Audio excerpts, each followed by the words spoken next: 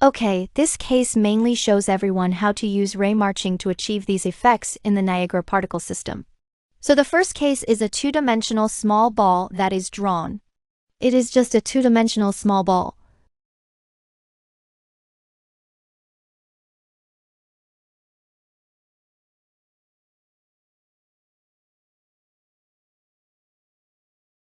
Then the second case, it is a two-dimensional small ball with depth information.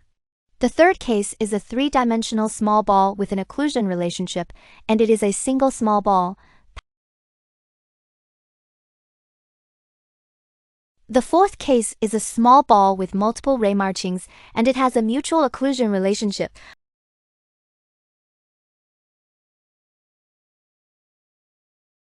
I can see that it is occluded.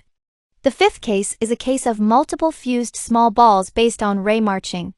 Similarly, it has an occlusion relationship with the scene and has the effect of fusion between the balls.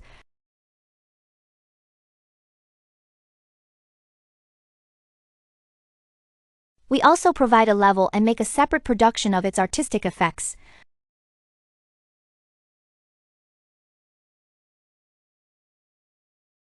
Such effects can be referred to and learned by yourself.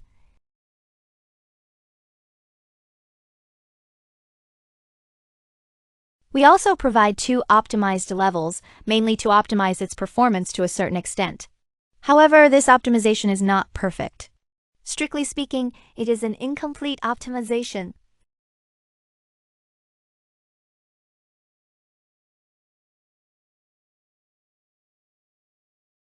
We can see that when we adjust the number of particles to 200, its frame rate is actually not very stable, and the effects also start to show some unstable situations. So this case is only suitable for a situation where the number of particles is relatively small, and you can use it for learning and research. It is just a reference for learning.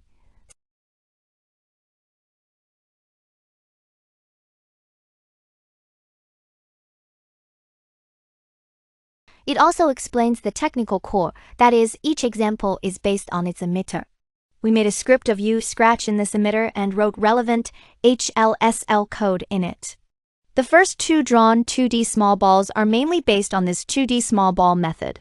Project the particle coordinates onto the screen coordinates and then obtain the distance from the particle screen coordinates to obtain the shape of a 2D small ball. The basic principles of the first two are operated like this. We can take a rough look. Actually, the codes are almost the same, but in the processing of the second 2D ball, I added a depth algorithm to give it certain depth information. So when we approach, it has a front-back depth relationship. For the third one, it's actually based on a basic algorithm of Raymarching. There are many similar cases in Shattertoy too. Here, we provide a writing format of HLS based on Niagara Scratch for your reference. The same goes for multiple small balls. Let me go through it again for everyone. Multiple mainly makes use of multi-layer for loops so that it can read the number of particles and then emit more particles. Here, what we show to everyone is this number particles, so that we can read the number of multiple particles and then carry out an addition calculation. Finally, for this fusion, we use a fusion algorithm. There are many references for this fusion algorithm in Shattertoy too. We use one of the solutions here. Similarly, it is the calculation of multiple small balls. And finally, we use this fusion method. Instead of mean, the previous one uses mean, and here we use the method of smean. The subsequent code is basically the same.